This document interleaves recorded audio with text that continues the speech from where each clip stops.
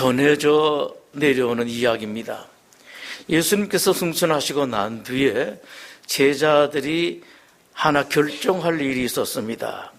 우리 예수님께서 제자들에게 신신당부하신 선교, 그 일입니다.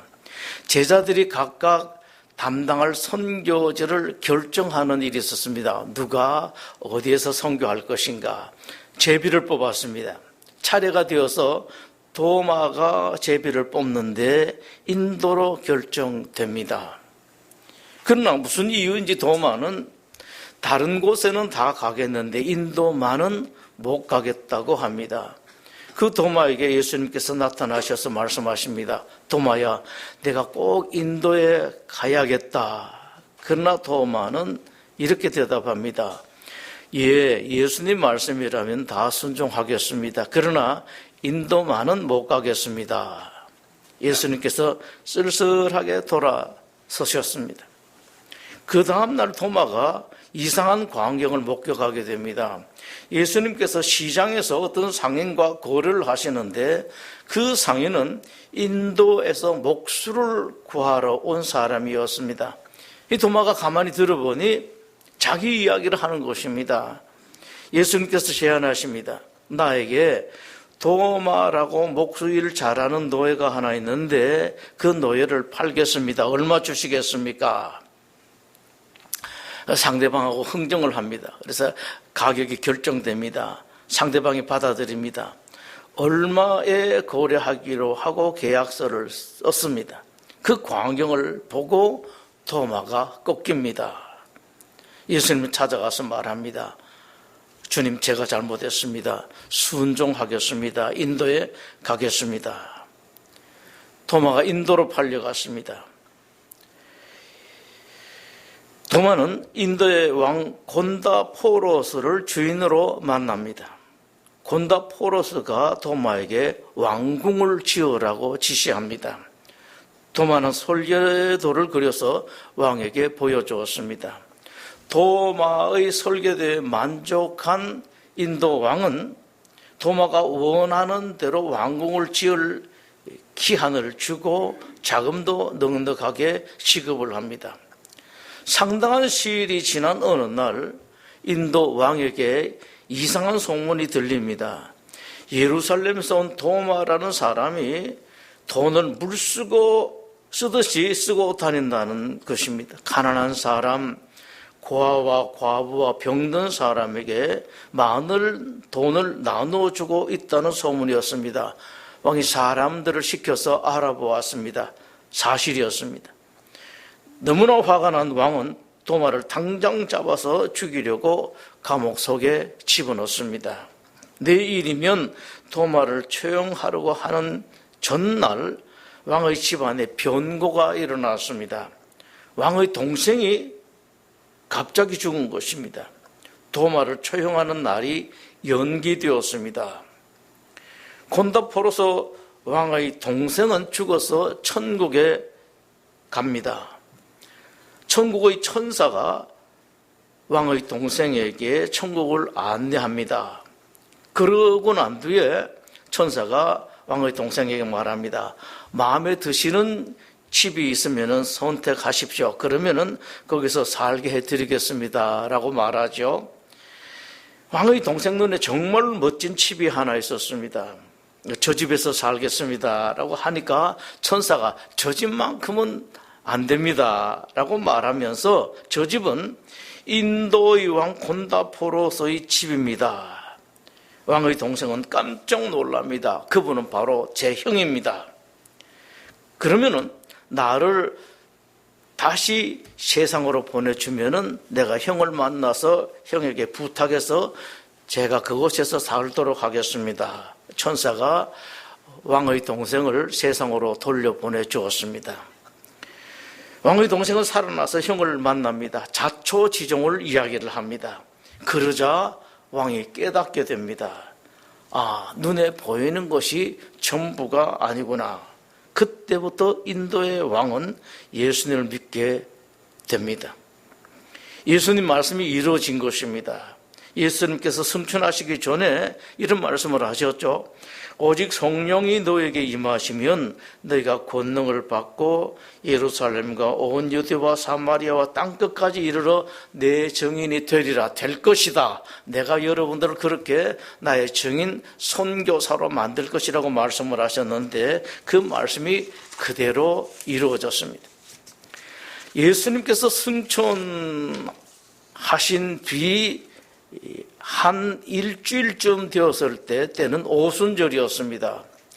예루살렘에 수많은 사람들이 몰렸습니다.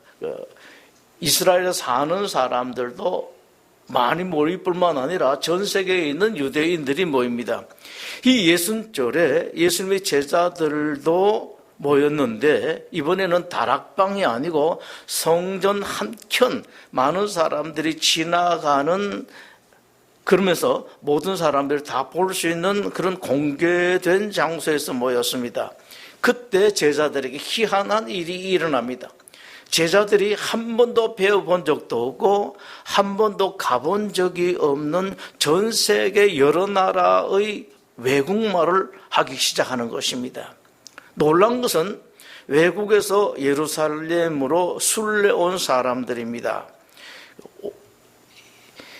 성경은 이렇게 말합니다. 그때에 경건한 유대인들이 천하 각국으로부터 와서 예루살렘에 머물러 있더니 이 소리가 나매 큰 무리가 모여 각각 자기 방언으로, 자기 나라 말입니다. 방언으로 제자들이 말하는 것을 듣고 소동하여 다 놀라 신기하게 여겨 이르되 보라, 이 말하는 사람들이 다 갈릴리 사람들이 아니냐. 외국어를 할 수 있는 사람들이 아니라는 말씀입니다. 우리 각 사람이 난 곳 방언으로 우리가 온 곳 그 나라의 외국어로 듣게 되는 것이 어찌 됨이냐라고 말합니다. 유대 본토에 사는 본토인들은 그 말이 무슨 말인지 알아듣지 못하죠. 대신 생전 듣지도 못하고 알아들을 수도 없는 말들을 하니까 예수님의 제자들이 대낮부터 술 마시고 취했다라고 그렇게 말을 합니다. 이 소문을 듣고 수많은 사람들이 모였습니다. 그 당시에는 많은 소문이 있으면 사람들이 다 모인 그런 때니까요. 이때를 놓치지 않고 베드로가 설교를 합니다. 14절부터 21절에 여러분들이 한번 보실 필요가 있습니다. 그것은 베드로가 설교하는 설교의 수준입니다. 깊이입니다. 이 사람들이 취한 것이 아니라 이는 곧 선지자 요엘을 통하여 말씀하신 것이니 일러서되 하나님이 말씀하시기를 말세에 내가 내 영을 모든 육체에 부어주리니 너희 자녀들은 예언할 것이요 너희 젊은이들은 환상을 보고 너희 늙은이들은 꿈을 꾸리라. 그때에 내가 내 영을 남종과 여종들에게 부어주리니 그들이 예언할 것이요 또 내가 위로 하늘에서는 기사를 아래로 땅에서는 징조를 베풀리니 곧 피와 불과 연기로 다 죄 크고 영화로운 날이 이르기 전에 해가 변하여 어두워지고 달이 변하여 피가 되리라. 누구든지 주의 이름을 부르는 자는 구원을 받으리라. 이 설교가요 구약의 말씀하고 현재 일어나는 말씀하고 앞으로 일어나는 말씀을 말씀하시는데 상당히 깊이가 있는 말씀입니다. 웬만한 성경 연구 가지고는 이런 설교를 할 수 없는 그런 설교였습니다. 이 베드로의 설교는 모든 면에 있어서 상당히 놀라운 설교입니다. 이전에 베드로를 돌아봅니다. 예수님이 아직 십자가에 달리시기 전에 제자들에게 말씀을 하셨죠. 오늘 밤에 너희가 다 나를 버릴 것이다 라고 말씀하시자 나서기를 좋아하는 베드로가 가만히 있지 못합니다. 당당하게 말합니다. 다 주님을 버릴지라도 나는 절대로 그렇지 않을 것입니다. 우리말로 하면 만약 그런 일이 있으면 내 손에 장을 지질지라도 나는 절대로 안 그럴 것입니다 라는 그런 것입니다. 내 손에 장을 지지겠습니다. 그러던 베드로가 예수님 체포되니까 다른 제자들과 똑같이, 베드로가 못난 것은 아닙니다. 다른 제자들과 똑같이 예수님을 버리고 도망갔습니다. 나중에는 자기가 살겠다고 예수님 부인하고 심지어는 예수님을 저주하는 말까지 했었습니다. 그러다가 예수님께서 부활하셨고 자기가 그렇게 부인하고 저주했던 예수님을 만납니다. 그렇다면 이제라도 정신을 차려서야 할 것 같았습니다만은 베드로는 여전히 정신을 차리지 못합니다. 자, 여기서 여러분들이 깊이 생각하실 것이 있습니다. 내가 정신을 차리겠다, 내가 이렇게 하겠다, 이번에는 저런 거 절대로 하지 않겠다, 이거야 다 쓸데가 없습니다. 결심으로 될 일들이 아닙니다. 정신을 차리지 못하여 베드로도 나름대로 했죠. 저 얼마나 놀랐겠습니까? 부활하신 예수님 만나고 이제는 내가 이렇게 살겠다라고 생각하고 결심도 했을 것입니다만은 되질 않습니다. 똑같아요. 어떻게 됐는가? 부활하신 후에 베드로와 다른 제자들이 예수님 다 만나고 난 뒤에 이미 만났습니다. 며칠 뒤에 베드로와 다른 제자들 7명이 모였는데 수제자라고 스스로 나서기를 잘했던 베드로이기 때문에 이제라도 뭔가 좀 다른 괜찮은 일을 할 것 같았는데 전혀 기대에 바뀌었었습니다. 나는 물고기나 잡으러 가겠다 라는 말을 다른 제자들 앞에서 합니다. 베드로가 상당히 목에 힘도 있고 사람들 앞장서기 잘했기 때문에 제자들을 끄는 그런 힘이 있었습니다.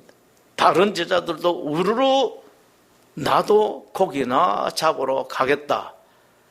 그렇게 다른 제자들까지 흔들어 버렸던 베드로였습니다. 이랬던 베드로가 불과 며칠 만에 달라졌는데 놀라울 정도로 크게 달라졌습니다. 이전에는 전혀 찾아볼 수 없었던 대단한 용기를 가진 사람이 됩니다. 북한이 쳐들어오게 되면은 저도 그런 소리를 많이 하죠. 내가 백골사단에서 그런 훈련을 받았는데 내가 가만히 있지 못할 것이다. 근데 가끔씩 제가 그 생각을 해요. 정말로 전쟁이 일어나면은 내가 총을 들고 나갈 것인가? 지금도 그런 마음에는 변함이 없습니다만은 막상 그때가 되면은 정말 그런 용기가 있을 것인가 스스로 저를 쳐다볼 때가 있습니다. 어떠다가 이제 유튜브에서 뉴스 이런 거 저런 거 보면은 그런 생각을 합니다. 이전에는 전혀 찾아볼 수 없었던 대단한 용기를 가진 사람이 베드로가 돼요. 스승 예수님을 로마 제국이 잡아서 가장 혹독한 형벌인 십자가 형벌로 처형했습니다. 십자가 형벌로 처형했다는 말은 예수님의 죄가 종교적인 죄가 아니라 국가 반역 죄라는 말입니다. 그렇기 때문에 예수님의 제자인 베드로는 일망소탕 대상입니다. 그렇기 때문에 예수님의 제자들은 예수님이 처형되고 난 뒤에 모인 것이 아주 한적한 곳에 문을 꽁꽁 걸어 잠그고 모일 정도였습니다. 그때부터 채 50일이 지나지 않은 2달이 안 되었습니다. 아직 살기가 등등합니다. 로마 군인들도 살기가 등등했고 유대 종교자들을 살기가 등등합니다. 언제 어떤 일이 일어날지 모르는 상황입니다. 이렇게 살기가 등등할 때 수많은 사람들이 모인 자리에서 베드로가 이런 설교를 한 것입니다. 2장 22절 말씀을 한번 보시죠. 이스라엘 사람들아, 이 말을 너희도 아는 바와 같이 하나님께서 나사렛 예수로 큰 권능과 기사와 표적을 너희 가운데 베푸사 너희 앞에서 그를 증언하셨느니라 라고 말씀을 합니다. 하나님께서 죽은 예수, 반역죄로 죽은 예수님을 살렸다. 그런 말씀을 하고 있습니다. 반역죄로 처형된 예수님을 높이고 있습니다. 여러분 아시죠? 그때 대통령 시해되고 난 뒤에 그때 쿠데타가 일어나고 이렇게 할 때 그때는 말 한마디 잘못하면은요. 저는 그때 생생하게 기억을 합니다. 그는 전 회사에 다니고 있었는데 저도 학교 다닐 때는 별것 다 했습니다만은 여러 번 잡혀가서 곤욕도 치르고 했습니다만 그 뒤엔 꼼짝을 못 하는데 그때 오공하고 시작될 무렵에 그때는요. 어디 가서 말 한마디 하질 못했습니다. 친구들하고 모여도 만나서 둘이서 이야기하는 것도 제대로 하지를 못했다고요. 아차하면은 주변에 있는 사람은 잡혀가니까요. 그때 제가 잘 아는 1년 선배 그런 사람들 그 학교 다닐 때 그때는요. 얼마나 곤욕을 당했는지 한번 만났는데 술을 한 잔 마셨습니다. 그랬더니만요, 말이 입이 비뚤어면서 말이 오늘 침일 줄줄 흐르고 콧물도 줄줄 흘러가면서 그렇게 합니다. 그렇게 똑똑했던 사람이 그랬었습니다. 정말 말 한마디 하지 못하는 공포의 시절이었었습니다. 그때에 베드로가 이런 설교를 합니다. 2장 23절부터 24절 이어서 그가 하나님께서 정하신 뜻과 미리 아신 대로 내준 바 되었거늘 너희가 법 없는 사람들의 손을 빌려서 못 박아 죽였으나 하나님께서 그를 사망에 통해서 풀어 살리셨으니 이는 그가 사망에 매여 있을 수 없음이니라. 이런 설교를 할 수 있는 때가 아니었었습니다. 저도 그때 겁이 났어요. 친구들하고 이야기 정말로 속이 터집니다.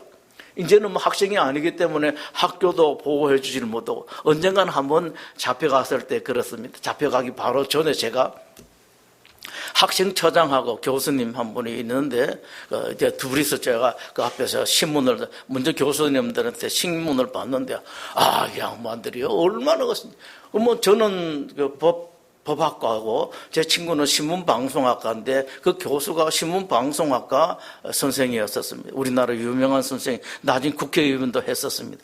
거기서요 제 친구를 같이 동료를 세워가지고 발로요 그 군대 말로 할 듯이 그 무릎뼈를 막 계속 찹니다. 얼마나 그러면서 한다는 이야기 그렇습니다. 너 지금 우리 말 안 들으면은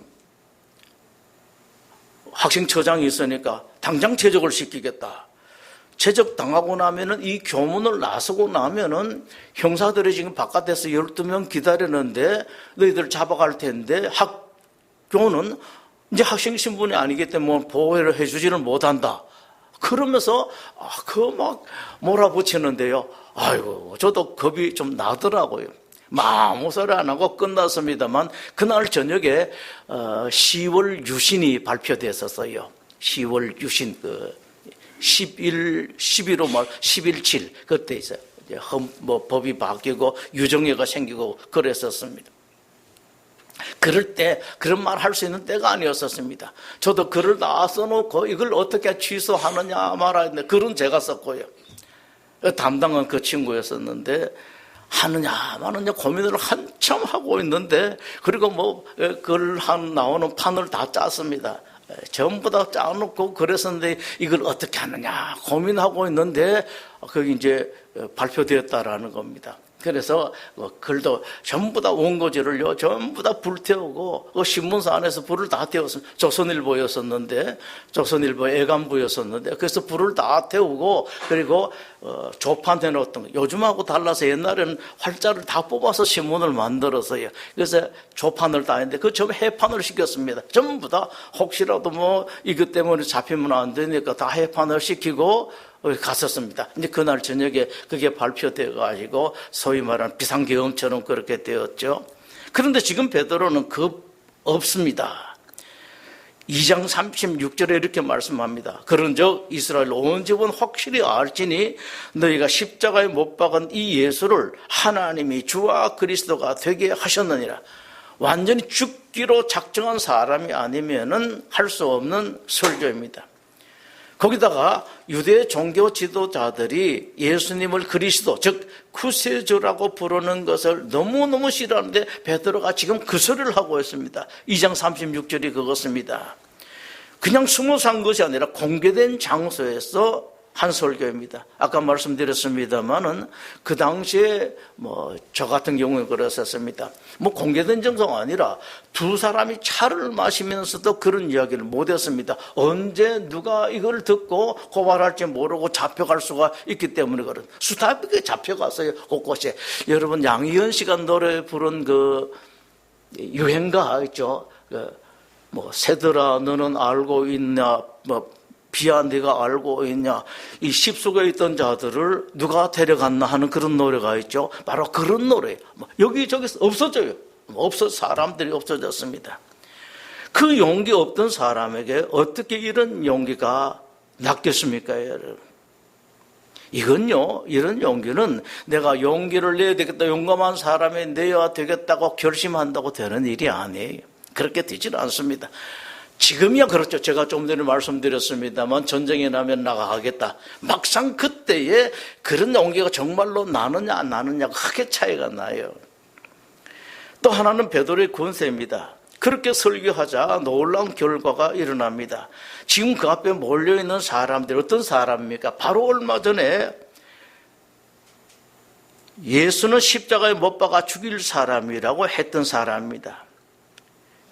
그런 사람들이 베드로의 이 설교를 듣고 37절을 보시죠. 마음에 찔려 베드로와 다른 사도들에게 물어 이르되 형제들아 우리가 어찌할꼬. 조금 전까지 얼마 전까지 그렇게 했던 사람들입니다. 회개하고 있습니다. 그 결과입니다. 그러니까 여러분 자 세례를 받으십시오 했더니만 세례를 받았는데 41절입니다. 그 말을 받은 사람들은 세례를 받음에 이날의 신도에서가 3,000이나 더하더라. 교인들의 숫자는 그 교회에 세례 등록하고 세례를 받은 사람들의 숫자입니다. 세례를 안 받은 사람들은 교인의 숫자에 들어가지 않죠. 지금도 그렇습니다. 대체로는요. 그런데 베드로의 그 설교를 들여다보면은 웬만한 유대인들은 다 알고 있는 내용이에요. 별 것이 없습니다. 우리가 관심을 가질 것은 그렇게 특별한 것이 없는 베드로의 그 설교에 어떻게 그런 역사가 일어났는가라는 것입니다. 이것입니다, 여러분. 예수님을 십자가에 못 박도록 죽게 내준 그 사람들이 가슴을 치고 돌아오고 세례를 받도록 한 것이 무엇인가라는 것입니다. 무엇이 3,000명이나 되는 사람들을 세례를 받도록 만들었는가? 그 원인을 베드로가 설명하는데 그게 33절이었습니다. 하나님이 오른손으로 예수를 높이시며 그가 약속하신 성령을 예수님이 하나님께서 약속하신 성령을 아버지께 받아서 성부에게 받아서 너희가 보고 듣는 이것을 부어주셨다라고 그렇게 말합니다. 성령님이 그렇게 하셨다는 말입니다. 그렇습니다, 여러분. 성령님이 오셔서 베드로를 변화시켰고 베드로가 용기 있는 사람이 되게 하셨고 베드로가 그런 능력 있는 사람이 되게 하셨습니다. 사람으로는 안 됩니다, 여러분. 예수님께서 말씀하신 게 저죠. 사람으로서는 할 수 없다라고 말씀하십니다. 성령이 오셔야지 이런 일이 일어납니다. 누구든지 어떤 사람이든지 마찬가지입니다. 그 대표적인 예 가운데 하나가 이스라엘 초대왕 사울 초기 일입니다. 이스라엘 초대왕을 뽑을 때 제비 뽑기를 통해서 뽑았습니다. 뽑아서 마지막에 사울이 뽑혔는데 사람들이 왕으로 선출된 사울을 찾아보고 해도 없습니다. 보이지가 않습니다.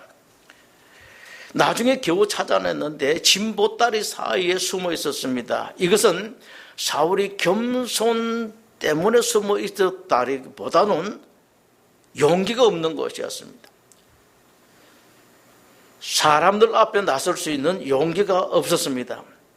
다른 사람들 보기에도 사울은 왕 될 사람 같지가 않았습니다. 그래서 왕으로 뽑혔는데 어떤 사람들은 그중 대표적인 사람입니다.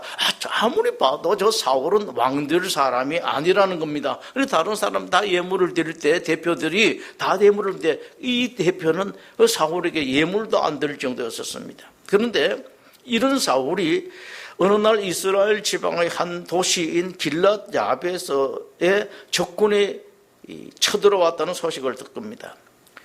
그 아직까지 중앙 집권이 아니라 지방 분권 성격이 강했을 때에 길랏 야베서 사람들은 자기들이 감당할 수 없는 것을 알고 암몬에다가 조공을 바치겠다고 제의를 합니다. 우리가 조공 바칠 테니까 그냥 제발 침략만 하지 마십시오. 그런데 암몬은 이렇게 말해요. 길랏 야베서 사람들이 눈을 빼갖고 오면은 여러분들과 화친을 하겠다. 기어이 침공하겠다는 그런 말이죠. 하마스하고 이스라엘 보시면 여러분들 알 겁니다. 지금 이스라엘은 어떤 일이 있어도 괴멸시키겠다. 그렇게 하마스를 없애겠다라는 그런 말하고 똑같습니다. 이 소식이 이스라엘 사람들에게 전해지자 이스라엘 온 백성들이 울고불고 난리가 났습니다. 사울은 아직 왕으로 뽑혔습니다만은 아직 왕정체제도 확립되지 않고 입지도 제대로 갖춰지지 못할 때입니다. 사울이 밭에서 농사를 짓고 돌아오다가 이 소식을 듣습니다. 그러나 암몬과 상대할 만한 능력이 되지를 않았습니다. 그런데 이 사울이 놀랍게 변신을 합니다. 어떻게 하는 거 하니까 속 2마리를 잡아요. 그래서 잡아서 각을 뜹니다. 그러니까 2마리 가지고 12개를 만들었으니까 상당히 크죠. 한 마리당 6조각을 이렇게 냅니다. 12조각을 내서 12집한테 다 보내요. 보내면서 이렇게 합니다. 누구든지 조국 이스라엘을 위해서 나서지 않는 사람들은 이 소처럼 조각이 날 것이다. 이거 무시무시하죠, 엄포가요. 그런데 그 당시에 아무리 저렇게 엄포를 와서도 몇 명이나 동조할까 의구심이 생겼는데 놀라운 일이 일어납니다. 이스라엘 전역에서 33만 명이라는 어마어마한 대군이 모였습니다. 암몬과 전쟁을 했습니다. 전쟁 결과를 사무엘상 11장은 이렇게 기록을 하고 있습니다. 이튿날 사울이 백성을 3대로 나누고 새벽에 적진 한가운데로 들어가서 날이 더울 때까지 암몬 사람들을 치매 남은 자가 다 흩어져서 둘도 함께 한 자가 없었더라. 대승입니다. 별 볼 일 없을 것 같았던 사울, 이름만 왕이라는 이름을 가졌을 뿐인 사울, 이 사울이 어떻게 이런 사람이 되고 이런 놀라운 일을 하게 되었는가? 그 원인을 성경은 이렇게 설명합니다. 사무엘상 11장 6절입니다. 사울이 이 말을 들을 때에 하나님의 영에게 크게 감동되었다. 자, 이걸 조금 더 우리가 알아듣기 쉽게 영어 성경은 설명을 좀 잘해놨는데 이렇게 설명을 하고 있습니다. The Spirit of God, 하나님의 영입니다. The Spirit of God, 하나님 영, 성령님이죠. Came upon him in power, 사울에게 in power, 능력으로 임했다라고 말씀합니다. 하나님의 영, 성령님이 능력으로 사울에게 임했다. 여러분, 하나님의 영, 성령님이 임하셔야지 사람이 바뀝니다. 결심 가지고 잘 안 돼요. 정말로 쉽지가 않습니다. 여러분들이 꼭 명심하십시오. 결심해야죠. 노력도 해야죠. 정말로 노력해야 됩니다. 어떤 것도 노력해야 되는데 우리 노력은 한계가 있어요. 하다가도 금방 바뀝니다. 바뀌어도 그 표피만 바뀔 뿐이지 속은 잘 안 바뀝니다. 대단한 결심하는 사람들 그렇습니다. 하나님 영이 오셔야지 속까지 바뀌게 됩니다. 하나님 능력이기 때문에 그렇습니다. 여러분, 성령님이 오시면 사람이 바뀝니다. 무능력자가 능력자가 되고 용기 없던 사람이 용기를 가질 수가 있고 지혜가 없던 사람이 지혜를 가질 수가 있습니다. 여러분, 어떤 일이 있을 때 참 이게 생각이 잘 안 나고 머리가 잘 안 돌아가시는 그런 분들도 있죠. 성령님 오시면 바뀌어요.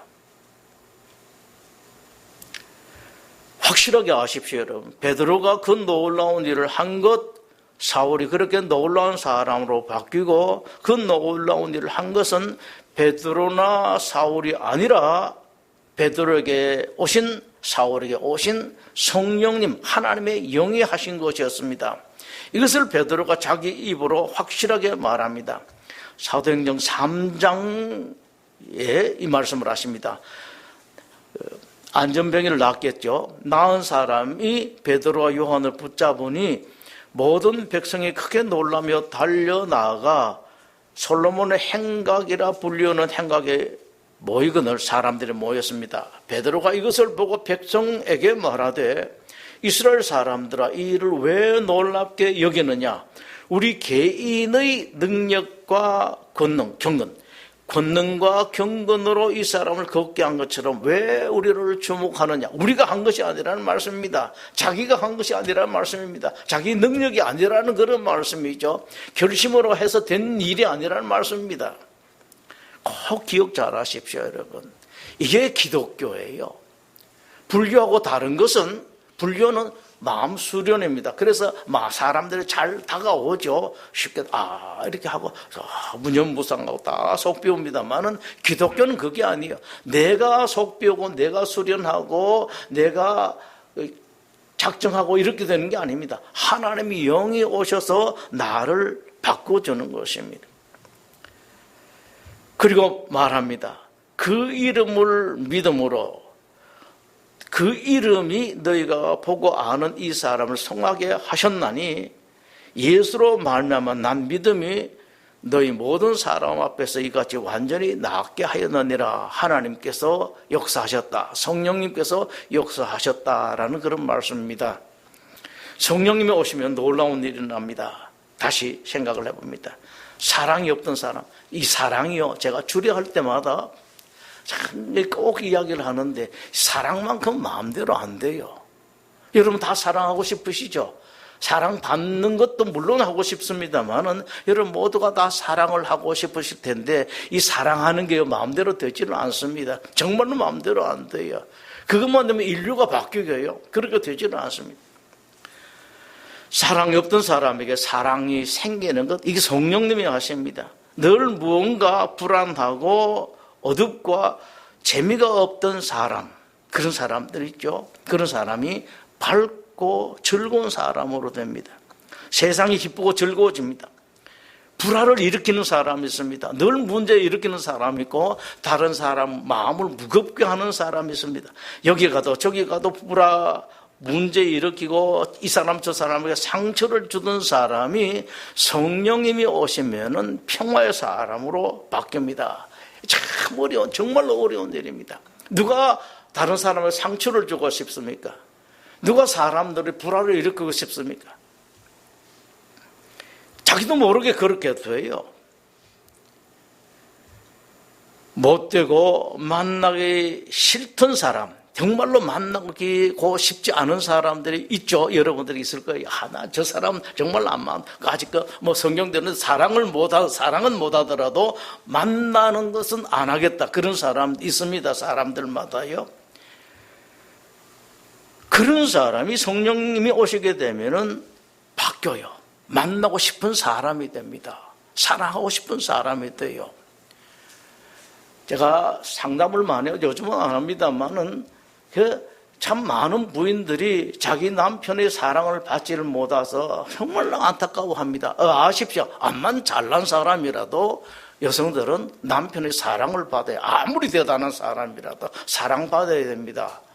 남편이 별 볼 일 없는 사람, 미운 사람도 그 남편의 사랑을 받아야지 여성들은 행복하게 되어 있습니다. 이건 남녀 차별 문제가 아니라 이게 인간이에요. 인간인데, 근데 사랑을 못 받습니다. 그 참 못난 남편에게 사랑을 받지 못해가지고 힘들어하고 남편을 원망하는데, 여러분, 사랑받을 사람으로 성령님께서 만들어 주십니다.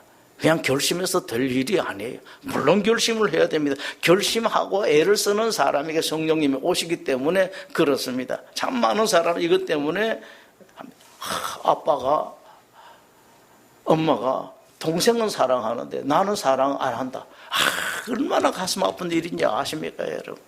그것 때문에 아주 슬픈 눈물을 흘리는 사람들이 많이 있습니다. 왜 그런가 말입니다. 자기는 똑같이 했대요. 똑같이 한 게 아니에요, 여러분. 이거 아세요? 안 먹어도, 제가 자주 이야기하는, 안 먹어도 살찐다는 사람, 그거 먹는데 나는 살 안 찐다는 사람, 이걸 연구를 해봤다. 지난번에도 말씀드린 적이 있을 겁니다. 그게 아니더라고요. 살찌는 사람 뭔가 먹더라.